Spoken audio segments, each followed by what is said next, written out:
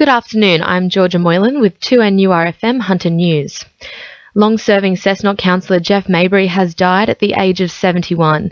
Councillor Mabry spent the past 34 years in service to the region, remembered fondly for his commitment to saving Kurri Kurri District Hospital, serving as the sub-branch president of Western RSL, and providing meals to the poor with his wife Pat on Sundays. Cessnock MP Clayton Barr says for many residents it's hard to remember a time where Councillor Mabry's contributions weren't present. He's on call for the community. Every time, somebody in his ward C of Cessnock, LGA, has a problem, Jeff's on call. And he jokingly, and we would all agree with this, he referred to himself sometimes as the Mayor of Western, and that's probably pretty appropriate for Jeff. Councillor Mabry passed away last night after a battle with cancer. A 42-year-old man is set to front court today following a domestic-related incident overnight at Waratah. The man was arrested at a residence in Lorna Street after allegedly injuring 2 people with a kitchen knife. He has been charged with 2 counts of reckless wounding and 1 count of assault. There's renewed hope for Gloucester residents following the cancellation of 2 petroleum exploration licences in the Hunter. The government bought the licences under a buyback scheme which has reduced the coal seam gas exploration footprint in New South Wales to 9%. Chair of Groundswell Gloucester, Julie Lyford, says she's hopeful AGL will make an exit from the Gloucester region due to the cancellations in the Hunter. We would like the state of New South Wales and the government to listen to the people and actually forge ahead with renewables and sustainable practices, not to put at risk people's health, our water supply and other key issues that come with the terrible risks of coal seam gas fracking. Newcastle's heavy rail line truncation is under fire once again, with claims it resulted in an increase in vagrants and crime in Hamilton. The number of homeless people along Beaumont Street is said to have doubled since the cut, with business owners now calling for additional security.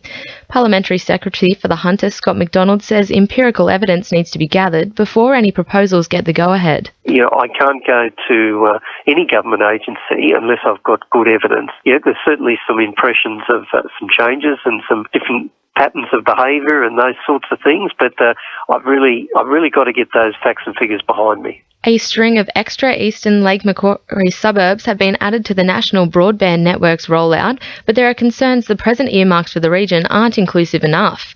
Swansea, Caves Beach, Nords Wharf, Cams Wharf and Catherine Hill Bay have not been added to the map. Shortland MP Jill Hall says the omission of these towns will make it hard for residents to participate in the digital economy. They're really disadvantaged.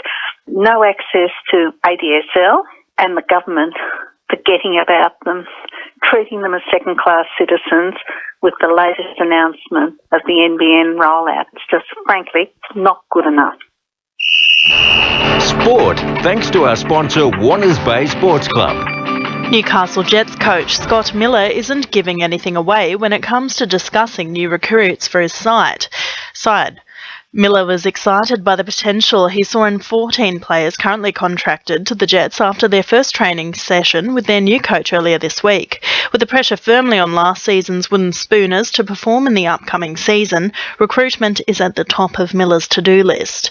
The Knights have reason to celebrate despite conceding their 5th straight loss to Brisbane over the weekend, with Blues halfback Trent Hodkinson signing with the club for next season. The lucrative deal is one of the biggest in the club's history, costing a reported $1.8 million and trumping an offer from the Gold Coast to secure Hodkinson for 3 years. Coach Rick Stone believes the signing will mean good things for the side.